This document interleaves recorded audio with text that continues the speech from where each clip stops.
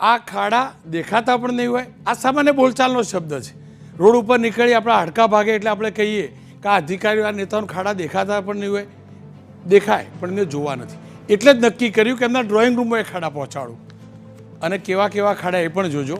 અમદાવાદનો જ કિસ્સો, અમદાવાદમાં સનાથલ એસપી રિંગ રોડ ઉપર 97 કરોડના ખર્ચે હજુ તો 11 મહિના પહેલાં બ્રિજ બનેલો, એનું લોકાર્પણ થયેલું। બ્રિજ એઝ ઇટ ઇઝ છે, પણ એના ઉપરનો 200 મીટરનો ડામર નીકળી ચૂક્યો છે, આપ જોઈ શકો છો। એસવીએનઆઈટી જે એક સંસ્થા છે, એન્જિનિયરિંગ કોલેજ છે, એને પણ કહ્યું કે ઓરડા બનાવેલો જે આ રોડ છે, સેમ્પલ મોકલેલા, એમાં ગુણવત્તાનો સવાલ છે એવું એમને પણ કહ્યું। જે કન્સ્ટ્રક્શન કરતી કંપની હતી એને નોટિસ પણ મોકલવામાં આવી કે ભાઈ 3 વર્ષની ગેરંટી હતી, આ રિપેર કરો, પરંતુ હજી સુધી રિપેર થયો નથી। અને આજે એક સુખદ સંજોગ એવો બન્યો કે માનનીય મુખ્યમંત્રી પણ અહીંથી નીકળ્યા, આપ એમનો કોન્વે જોઈ શકો છો। અને સ્વાભાવિક રીતે જ મુખ્યમંત્રીના ધ્યાનમાં પણ આવ્યું અને અધિકારીઓને સૂચના પણ આપવામાં આવી છે। આ છે કોન્ટ્રાક્ટરનું પાપ। જોકે ઓડા તરફથી એવું કહેવામાં આવ્યું છે કે વરસાદ પડ્યો એની ડિઝાઇન એ પ્રકારની છે એટલે પાણી ભરાય ના થાય, આ બધી વાર્તા ના હોય ભાઈ। તમે ડિઝાઇન કરો ને એટલે પ્રોપર કરાવડાવો, આ મૂર્ખ બનાવવાના ધંધા બંધ કરો। પાણી ભરાય ના ભરાવવું જોઈએ, કેમ આખી દુનિયામાં નહીં બનતા બ્રિજ, પણ ગુજરાતમાં જ બને બ્રિજ। આ બચાવ છે, આ બચાવ બંધ નથી થતો ને એટલે જ હાડકેશ્વર બાદ આ બીજા બ્રિજની હાલત છે। હજુ ધ્યાન નહીં રાખો ને તો આ નીચે પડશે, એકવાર તો બનતા બનતા પડી ચૂકેલો છે। ખેર એકમાત્ર રસ્તો નથી, નેશનલ હાઈવે હોય, સ્ટેટ હાઈવે હોય, જિલ્લા પંચાયતના રસ્તા, તમામ ઠેકાણે આ પ્રકારની ફરિયાદો આવે છે। ચોમાસું ગયો, લાંબો સમય થઈ ગયો એટલે વરસાદવાળી વાર્તા પણ હવે ના હોય। આ જુઓ, આ ડિસ્કો રોડ જુઓ, ગુજરાત અને મહારાષ્ટ્રને જોડતો Dharampur Nashik highway, national highway number 848, કુંભઘાટ પાસે। અહીંયા રોડ ક્યાં છે ને એ શોધવું પડે છે। લાંબા સમયથી આ પ્રકારની સ્થિતિ હતી। જોકે આપની ચેનલ એબીપી અસ્મિતાએ પણ આ અહેવાલ પ્રસારિત કર્યો હતો, અન્ય મીડિયાએ પણ પ્રસારિત કર્યો। ત્યારબાદ હવે મને જે આજે જાણકારી મળી છે એ પ્રકારે 3 દિવસ પહેલાં ત્યાં રિપેરિંગનું કામ શરૂ થઈ ચૂક્યું છે।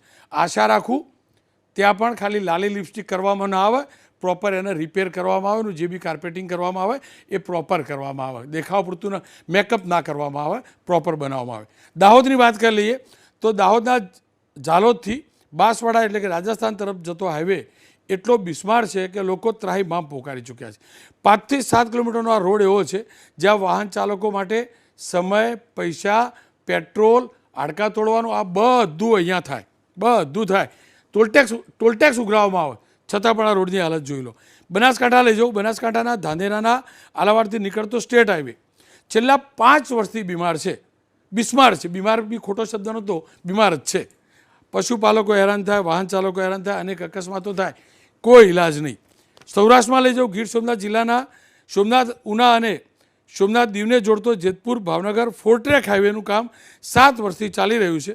નેશનલ હાઈવે 4 ટ્રેક કન્વર્ટ ન થતાં અનેક જગ્યાએ રોડ બિસ્માર છે કે બીમાર છે, આપ જોઈ શકો છો। હવે અમરેલી લઈ જાઉં, જે અંતરિયાળ રસ્તા અને નેશનલ હાઈવેની હાલત જુઓ, આ જોજો, અહીંનો આ રોડ જુઓ, ક્યાં રોડ દેખાય તો મને કહેજો। આ છે 351 નંબરનો અમરેલી બગસરા નેશનલ હાઈવે, ખખડધજ બન્યો છે। 2020માં 7 કરોડના ખર્ચે હાઈવે બન્યો, 3 વર્ષ થયા। આ પૈસા ક્યાં ધોવે ગયા, કોણ ખાઈ ગયું, ડામર કોણ ખાઈ ગયું એ ભગવાન જાણે, સરકાર જાણે। ભાવનગર નેશનલ હાઈવે અને સ્ટેટ હાઈવેને જોડતા ગોતવા રોડ અહીંયા તો ગોતવો પડે ને એવી સ્થિતિ છે, આપ જોઈ શકો છો।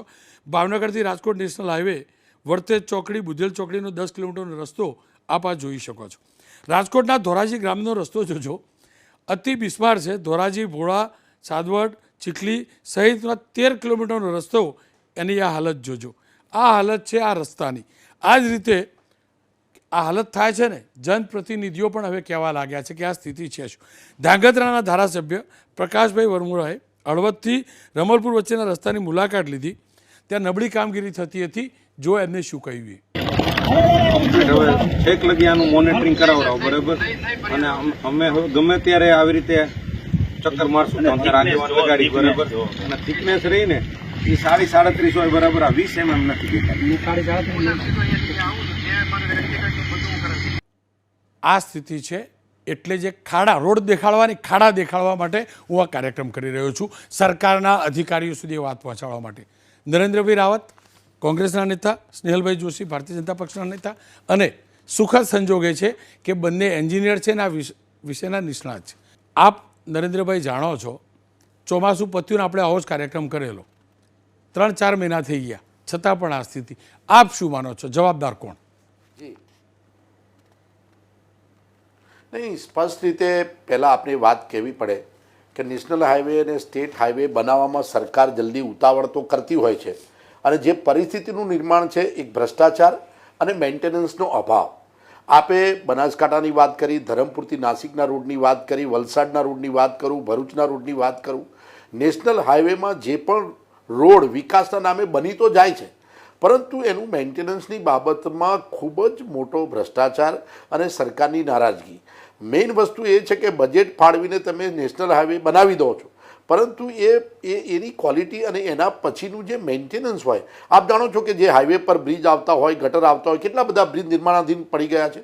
ગુજરાતના ઇતિહાસમાં પ્રથમવાર જ આ રાજ્યમાં બન્યું હશે કે ચાલુ કન્સ્ટ્રક્શને બ્રિજ પડી જતા હોય છે. આવી તો કેવી ઘટના! અને રોડ ઉપરની ક્વોલિટી, તમે વડોદરાની પણ વાત કરો, તમે અટલ બ્રિજની બાબતમાં એબીપી અસ્મિતામાં કેટલી વાર તમે સ્ટોરી બનાવી કે હજી પણ તમે કે બ્રિજ ઉપરનું ડામર નીકળી જાય, તો કેવી રીતે આ ક્વોલિટી કરી શકાય? હવે નેશનલ હાઈવે અને સ્ટેટ હાઈવેની બાબતમાં સરકારે ખૂબ ગંભીરતા રાખવી જોઈએ. આપે કહ્યું હાડકા ભાગે ત્યાં સુધી તો ઠીક છે, પરંતુ જાનહાનિ ને એક્સિડન્ટની સંખ્યા દિવસે દિવસે એટલી વધી રહી છે કે ખૂબ મોટી સમસ્યાઓ ઊભી થઈ છે.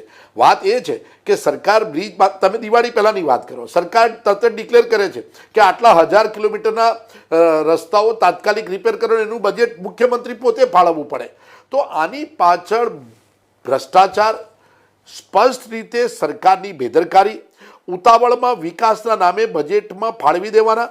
આપે જ એબીપી અસ્મિતાની વાત કરું કે ગયા બજેટની અંદર આપના ત્યાં સ્ટોરી બનેલી કે સમગ્ર ભારત દેશના 816 નેશનલ હાઈવેમાં એક તોતિંગ ટોલ ટેક્સમાં વધારો કરવામાં આવે. અને ટોલ ટેક્સવાળા રોડ તો બની શકે કે જે લોકોના ઉપર ભારણ બનતું હોય, પરંતુ એના પછી મેન્ટેનન્સનું શું? આટલો મોટો ટોલ ટેક્સ ભર્યા પછી પણ જો રોડ સારા ન હોય અને એ એક્સિડન્ટમાં પરિણામે હાડકા ભાગવાની સાથે જાનહાનિની વાતો આવે, તો આ વાત બહુ મહત્ત્વની થઈ રહે છે. એટલે સ્પષ્ટ રીતે સરકારે મોટી મોટી વાતો કર્યા કરતાં સૌથી પહેલાં બજેટ આમાં નાખીને તાત્કાલિક ધોરણે આ રિપેર કરીને, જે લોકો આ બેદરકારી રાખી હોય, સામાન્ય રીતે કોઈ પણ રોડ બને તો એની ટેન્ડરમાં એની લાયબિલિટી પીરિયડ આવે કે એને 3 વર્ષ સુધી એને મેન્ટેનન્સ કરવું પડે. આ પ્રકારની કોઈ બેદરકારી સરકાર તરફથી કોઈ ચેક થતું હોય એવું મને લાગતું નથી, અને આમાં ખૂબ ગંભીર બેદરકારી છે.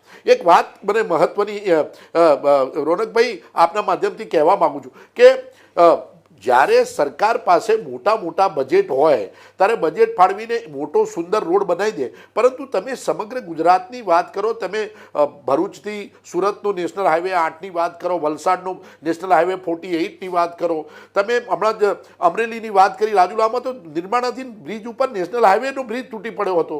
વાત અમદાવાદની ને ઇન્ટરનલ તો તમે વાત કરી શકાય એમ જ નથી.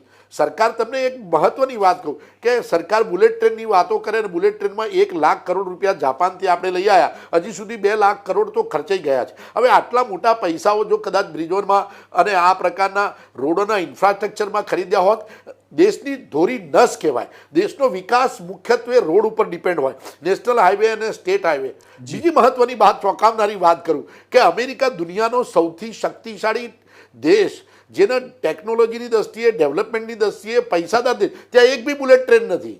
તો આપણે બુલેટ ટ્રેનની જરૂર શું છે એ સમજવા જેવી. વાસ્તવિકતા એ છે કે આટલા મોટા પૈસાઓ રોડના મેન્ટેનન્સમાં ખર્ચવાની સરકાર કરતી હશે તો એમાં ગંભીર બેદરકારી છે. એન્જિનિયરો હોય કે સરકારના અધિકારીઓ હોય, આ બાબતે સરકારે તાત્કાલિક પગલાં લેવા જોઈએ, કારણ કે આમાં તો ક્યારે પણ બેદરકારી રાખી ન શકાય. ખેર સ્નેહલભાઈ, આપ તો એન્જિનિયર છો. આ સનાથલવાળો બ્રિજ, એ બંધ રોડ, એસપી રિંગ રોડ ઉપર સનાથલ ચોકડી બનતો હતો એટલે તૂટેલો આપ પણ જાણો છો. બન્યા પછી આગળનો ભાગે સર્કલ ઉપરના તમે દ્રશ્યો જોયા, ડામર નીકળી ગયો 11 મહિનામાં, અને પછી એમ કે પાણી ભરાય અને બચાવ થાય તો આ ડિઝાઇનર હોય, પીએમસી કંપની હોય, આ બધા શું કરતા હશે? કેમ પ્રોપર પગલાં નથી લેવાતા? ગેરંટી છોડો, ગેરંટી 3 વર્ષથી હોય તો રિપેર કરવું તો કરે, ના કરો તો ખાડામાં જાય, ખાડો પાડે. અમે લોકો તો હેરાન થઈ, 5 દિવસે બ્રિજ બંધ રહેશે. હવે જવાબદાર કોણ? રોનકભાઈ, આપણા દેશમાં અત્યારે આપણે જોઈએ ને તો આપણે વિશ્વની અંદર બીજા નંબરનું રોડ નેટવર્ક છે. લાખો કિલોમીટરના રોડ આજે 9 વર્ષની અંદર ખૂબ સારી રીતે બન્યા છે. આ એક સ્પષ્ટ વાત છે, આપણે સૌ જાણીએ છીએ. સાથે આપણે જે પણ રોડ અને ઇન્ફ્રાસ્ટ્રક્ચર છે એની અંદર આપણે એવું નથી કે ખાલી રોડ બનાવવાની વાત છે, તો એની અંદર સ્પીડ, ઇન્ટેન્સિટી, એનું પેનિટ્રેશન, એની વ્યાપકતા, કે PM ગ્રામ સડક યોજના દ્વારા જે રોડ્સ બન્યા એમાં આજે મારો ખેડૂત ભાઈ ખૂબ સારી રીતે પોતાના ગામડાથી હાઈવે સુધી કનેક્ટ થઈ શકે છે. અને જે લોકો આ કોંગ્રેસના ભાઈને કદાચ એમની જો થોડું આંકડાને હું એમને આપવા માગું છું કે 10/3/2021ના રોજ રોનકભાઈ આજે ટોટલ જે PMGSYના રોડ્સ હતા એની અંદરથી 99% ટાર્ગેટેડ રોડ છે એચીવ થયા છે. દર વર્ષે 19,000 કરોડનું બજેટ ફાળવવામાં આવે છે. અને આ જે બજેટ રોડ નથી બને એ મુદ્દો જ નથી. એક વાત સમજો, આખા ગામમાં રોડ હોય, મારા ગામથી મારા મામાના ઘેર જવાના ગામનો રોડ સતત તૂટેલો રહેતો હોય તો મારા મામાના ઘેર જતો હાડકા ભાગવાના. મારા ગામથી મારી સ્કૂલ જવાનો રોડ તૂટેલો હોય, મારા શું લેવા દે આખા ઇન્ડિયામાં શું બન્યું એ કેમ રિપેર ના થાય? ડિઝાઇનની વાત કરીએ આપણે, હું ફરીથી કહું છું, રોડ બન્યા છે એ તો નરેન્દ્રભાઈએ કહ્યું, સવાલ એ નથી. સવાલ એ છે રિપેરિંગ નથી થતું, સવાલ એ છે રોડ 11 મહિનામાં તૂટી જાય છે, સવાલ એ છે. રોનકભાઈ એ જે પ્રતિશત છે આપણે એના પર પણ ધ્યાન આપીએ. આજે ધારો કે અમદાવાદની જે ભાઈ કે છે વાત નથી કરવા જેવી, તો 2000 કિલોમીટર કરતાં વધારે રોડ અમદાવાદમાં છે રોનકભાઈ. એક પણ પેચ 2 કિલોમીટરનો આપણને મળશે કે જે આખો સતત બગડેલો અને કોઈએ જોયું જ ના હોય. રોડ જ્યાં જ્યાં બગડે છે ત્યાં નેચરલ કેલેમિટીઝ હોય, નીચેનો સબસ્ટ્રેટાનો કંઈ પ્રોબ્લેમ હોય, વોટર લોગિંગના ઇસ્યુઝ હોય, તો એને તરત જ બ્રિજ ઉપર જલ્દીથી આ બ્રિજ બન્યો ને 11 મહિના થયા, રોડ બતાવો, ડામર બતાવો. મારી ટીમને કહો ભાઈ ફૂલ સ્ક્રીન બતાવે ડામર, બોલો ના. એટલે તમે જે કહો છો એનું સંજ્ઞાન જેમ મુખ્યમંત્રીજીએ પણ લીધું, આપે બતાવ્યું કે અમારા જે MLA છે વર્મોરાજી, એમને પણ તરત જ એ જે સંજ્ઞાન લઈને એને રિપેર કરવાની વાત કરી. તો જે પણ જગ્યાએ ક્યાંય ખામી હોય તો સિસ્ટમની જે દુરુસ્ત કરવાની વાત હોય કે રોડને સમારકામ કરવાની વાત હોય તો એની અંદર તંત્ર અને સરકાર એ બંને સતર્ક છે રોનકભાઈ. એટલે જે પ્રતિશત છે કે જે પ્રમાણમાં રોડને જે વ્યાપકતાથી રોડ બને છે, આપ વિચારો કે આ જે કોંગ્રેસના લોકો અત્યારે વાત કરવા આવે છે અને કહે છે એ વખતે 9 કિલોમીટર 10 કિલોમીટર રોડ બનતા હતા, અત્યારે 34 કિલોમીટર બને છે આખા દેશમાં. 9 વર્ષે બનેલો એ બ્રિજ 90 વર્ષ ચાલે છે. રોનકભાઈ હું એટલે નથી માનતો, કારણ કે એ વખતે જે સાઇઝ જે સ્કેલ હતો એ તો અત્યારે ક્યાંય પાછળ રહી ચૂક્યો છે. નાના બ્રિજીસ હોય એ બનાવીને આ લોકો કહેતા હતા. અત્યારે જો આજે બુલેટ ટ્રેન જેવી એક વિશ્વ સ્તરની યોજના જ્યારે અહીંયા કાર્યાન્વિત થઈ રહી છે તો એમને તકલીફ થાય છે. એમના જ નેતા હોય મહારાષ્ટ્રની અંદર આ પ્રોજેક્ટ રોકી રાખ્યો હતો. ભૂલી જાઉં, હું કબૂલું છું કે જબરજસ્ત કામ થયા છે. ફ્લાયઓવર, બ્રિજ અને રોડ, દિલ્હીથી મુંબઈનો હાઈવે એક્સિલન્ટ બન્યો, એમાં કોઈ સવાલ નથી સાહેબ. 1350 કિલોમીટરનો એ રસ્તો થશે રોનકભાઈ. એક ટ્રક છે જે 25 કલાકના બદલે 12-13 કલાકમાં પહોંચશે. સવાલ એ નથી, સવાલ એ છે કે જે આ રોડ તૂટેલા છે, સપોઝ વલસાડથી જ્યારે જે હું કહેતો હતો 3 દિવસ પહેલા રિપેરિંગ ચાલુ થયું સાહેબ, 6 મહિનાથી રિપેર નહોતો થતો. ના રોનકભાઈ, હું ફરીથી કહું છું કે ઘણી બધી જગ્યાએ ત્રુટિ હશે, હું સ્વીકારું છું કે કોક જગ્યાએ જ્યાં જ્યાં પણ તકલીફ હોય છે ત્યાં એની જે કાર્યવાહી છે તે તરત કરવામાં આવે છે. અમુક જગ્યા જેમ આપે બતાવી સ્ક્રીન પર અને ખૂબ જ સતર્કતાથી આપ કાયમ જે રોડ રસ્તાનો મુદ્દો ઉપાડો છો એનાથી અને અનેક માધ્યમ દ્વારા જે પણ ત્રુટિઓ હોય છે એ તરત દુરસ્ત કરવામાં આવે છે. એટલે એવું નથી કે આખા ગુજરાતની અંદર બધે અવસ્થા ખરાબ છે. જ્યાં જ્યાં અવસ્થા ખરાબ છે, જે સ્તરે ખરાબ છે, ત્યાં તરત જ એની પર કાર્યવાહી કરવામાં આવે છે અને એને રિપેરિંગ કરવામાં આવે છે અને પૂરતું બજેટ દરેક જગ્યાએ ફાળવવામાં આવે છે. જી રોનકભાઈ. નરેન્દ્રભાઈ, આપ કંઈ કહેવા માગશો? જો ખાડા ના જોઈએ એટલું હું તો માનું, બીજી બધી રાજનીતિ સાઈડ ઉપર, અમે તો વાહન ખરીદીએ એના ઉપર એક્સાઇઝ, પેટ્રોલ ડીઝલ ભરાઈએ, એક્સાઇઝ ટોલ ઉપર ટોલબૂથ ભરીએ, પૈસા ભરીએ, તેઓ પણ આ હોય. હું એમને એ કહેવા માગું છું કે આઝાદી પછી કોંગ્રેસે જે ડેવલપમેન્ટ કર્યું ને, પહેલાં 9 કિલોમીટર બનતા હતા, નાનો છોકરો મોટો થાય, દાઢી મૂંછ થાય એટલે પૈસાનું બજેટ બી વધે, કિલોમીટરની આપણી કેપેસિટી બી વધે, પૈસા બી વધે અને કામગીરી વધુ થાય. એમાં કંઈ ક્રેડિટ લેવા જેવી વસ્તુ નથી. આઝાદી પહેલાં તો રોડ જ નહોતા. અત્યારે દેશની અંદર તમામ જગ્યાએ ઇન્ફ્રાસ્ટ્રક્ચર પહોંચાડવામાં કોંગ્રેસે કામ કર્યું છે. વાત મુદ્દાની એ છે કે ટોલટેક્સવાળા રોડ બનાવવા હું હંમેશા વિરોધી છું. તમે ટોલટેક્સ લોકો પર બર્ડન કરીને કરોડો રૂપિયાનો તમે લોકોના પૈસે ઊભા કરો અને પછી વાતો મોટી કરો. અત્યારે તો મેન્ટેન કરવાની વાત છે. તમે ટોલટેક્સના નામે જે લૂંટ થતી હોય ને એના નામે તમે રોડ બનાવતા હોય ને મેન્ટેન ના કરતા હોય અને સારા રોડ બતાવીને જે ઇન્ફ્રાસ્ટ્રક્ચર ડેવલપ નથી થયું, જે જગ્યાએ તમને ખબર જ હોવી જી જોઈએ નરેન્દ્રભાઈ. કે કેટલી જગ્યાએ રોડ તૂટેલા છે ને મેન્ટેનન્સ જી, જી. નથી થતું. બિલકુલ. દિવાળી સામે મુખ્યમંત્રીઓ કેમ જાહેરાત કરે જી, છે જી. કે હું 500 કરોડ રૂપિયા આપું છું ને ગુજરાતના તમામ રોડ રિપેર કરો, બિલકુલ. ખાડાઓ નરેન્દ્રભાઈ, રિપેર કરો. ખાડાઓની બાબતમાં તો જી. સ્ટોરી બની છે. બિલકુલ. ચોમાસામાં તમારા રોડ એટલા બધા તૂટેલા હોય છે કે નરેન્દ્રભાઈ, ગંભીર સ્નેહલભાઈની પરિસ્થિતિ. પ્રતિક્રિયા લઈ લો. શહેરોમાં તો જોઈ શકાય એવી બિલકુલ. પરિસ્થિતિ નથી. સ્નેહલ- તમારી ક્વોલિટી અને મોટો ભ્રષ્ટાચાર છે આપની જી ખેર આપના નરેન્દ્રભાઈ, રાજમાં. સ્નેહલભાઈની પ્રતિક્રિયા લઈ લો. આ સ્નેહલભાઈ.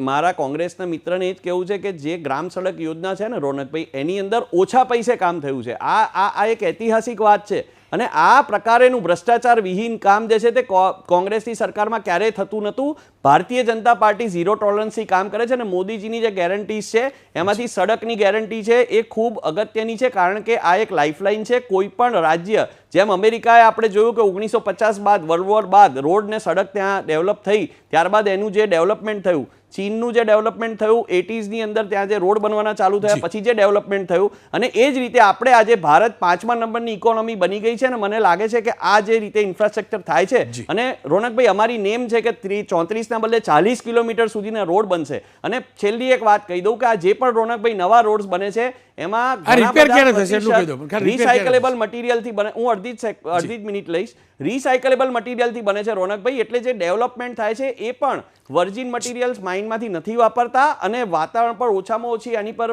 ભારણ આવે એ રીતે ઇકો ફ્રેન્ડલી રીતે રોડ બને છે રોનક. ખેર આ બંનેનો ખૂબ ખૂબ આભાર. 100 વાતની એક વાત, નવા રોડ બન્યા છે, નવા હાઈવે પણ બન્યા છે, નવા ફ્લાયઓવર બ્રિજ પણ બન્યા છે.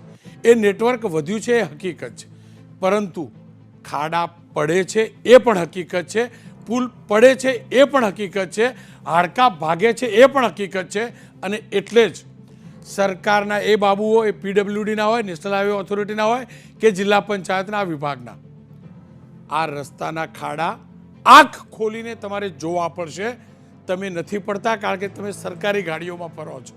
અમે કરદાતા છીએ, અમારા પૈસે આ રોડ બને છે અને અમારા જ પૈસે અમારે બાઇક રિપેર કરાવવું પડે છે, હાડકા પણ અમારા પૈસે જ સરખા કરાવવા પડે છે. આશા રાખું ખાડા વિભાગના અધિકારીઓને જોવા જ પડશે અને રિપેર કરવા જ પડશે. નહીં કરો ને તો રોજ તમારા ડ્રોઈંગ રૂમ સુધી ટેલિવિઝનના માધ્યમથી હું ખાડા લઈને આવીશ. કોઈક દિવસ તો તમારી ધર્મપત્ની કહેશે ને, તમારા સંતાનો કહેશે ને, પપ્પા આ રોડ તો રિપેર કરાવો, બહુ બધા ઘેર પૈસા લઈ આવે.